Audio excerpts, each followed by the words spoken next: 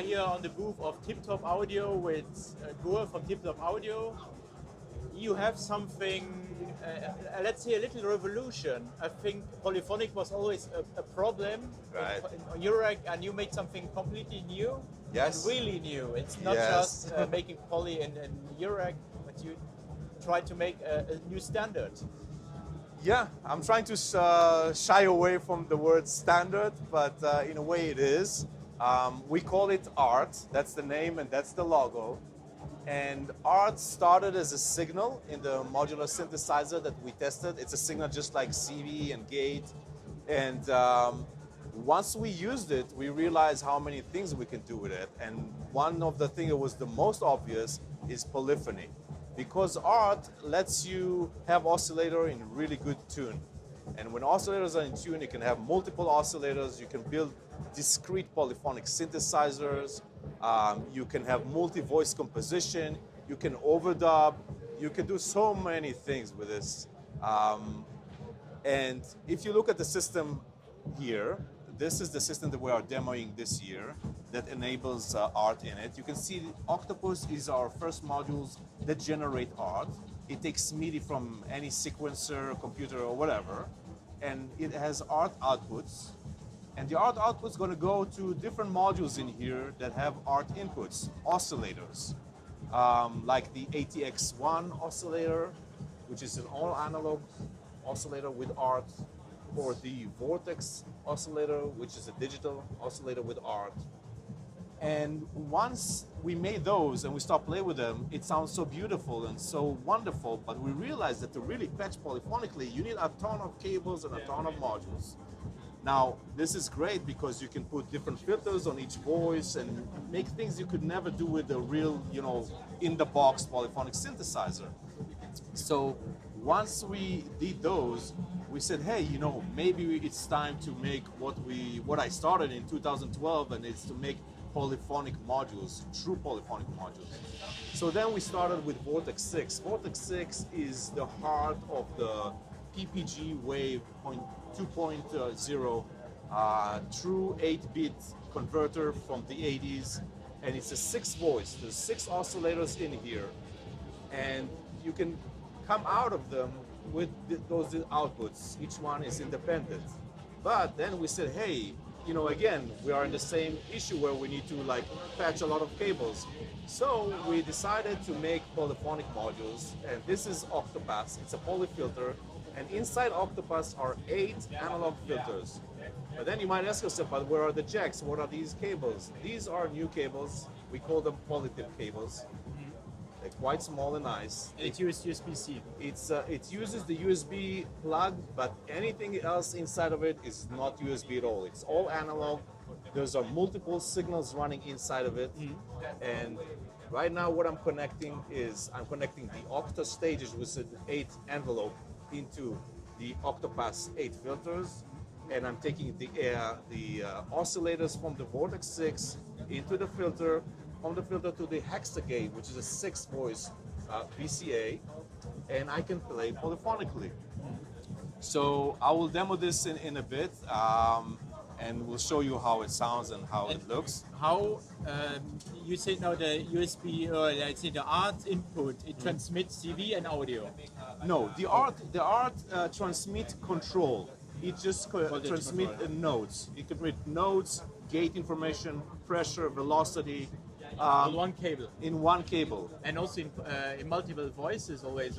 So there's 2 ways to do that. So if you use a polyphonic module, you have one cable and it says all the polyphonic notes via one cable. Okay. If you have many discrete oscillators and you want to build polyphony, you go with 3. Here in this case, we're using 3 art outs into 3 different oscillators, and we can play a chord with that. So it really depends how you want to use it. And another thing that art does is there's no configuration. The use of it is just like one of the Octave. You plug here, and you play. You don't need to configure anything. And you can stack them. So you can use stack cables like this, plug from here, go to another art in another module. It's for the user, it's no different than one V Octave. For the performance and the result, it's a total different world. Okay. So art is something that is how should I say, in a word, it's a revolution for us inside the company because we've been using Eurorack ourselves for many years, and I think the greatest ideas come from your own use, from things that you want to achieve when you make music and use the modular. And we are lucky, obviously, to be able to make those things and develop them. So with art, I think we kind of take the present and trying to push it into the future. And I see there on Octopus polyfilter, there's no, let's say, classical patch cable. Right. It's only the art. Right. Or so this makes the connections between the modules. So this is for, art uses regular modules and regular cables as well. But in the case of the polyphonic, specifically polyphonic modules, these are modules that have more than one instant in them. So this have 8 filters in them. We use the polytip cables. Okay. So now there's also another module, we don't have it here in the show, which you can take this filter and tap into each one independently with regular cables as well. So it's all fully open, fully modular. You can see that Vortex has both the polytip cables and regular patch cables. Okay. So you can use whatever you want. So there will be expanders for the other two. Exactly. Okay. So, but the nice thing about the polytape cables is that you can really patch, with one plug, boom, you patch 8 signals. It's just so much work to do with regular cables. I mean, Eurorack in general was a monophonic instrument most of the time. And this changes things dramatically in the sense that you can build compositions that are far more richer, deeper, and with voices that are corresponds to each other harmonically very well. Okay. Can we hear it also? Yeah, absolutely. So Mattia is better on the keyboard than I do. So we're going to use a keyboard today, though it's not always a must. But maybe he can play something.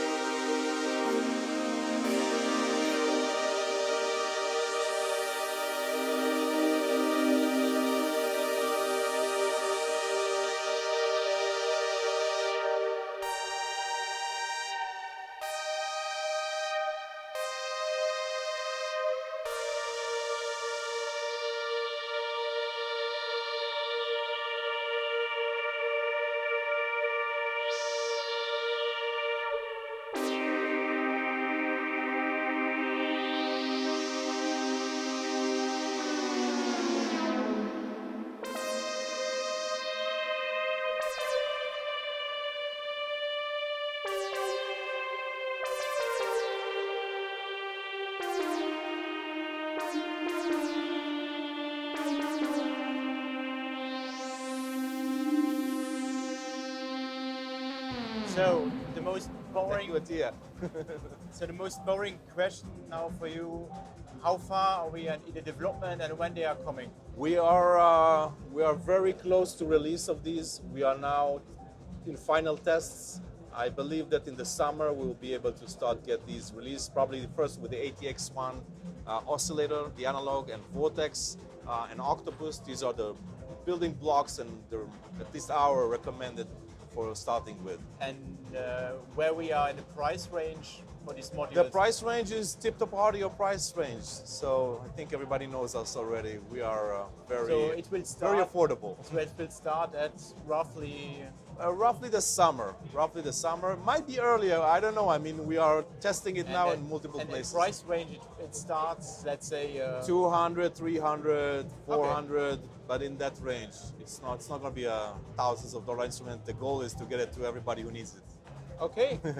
Thank Cool. thank you.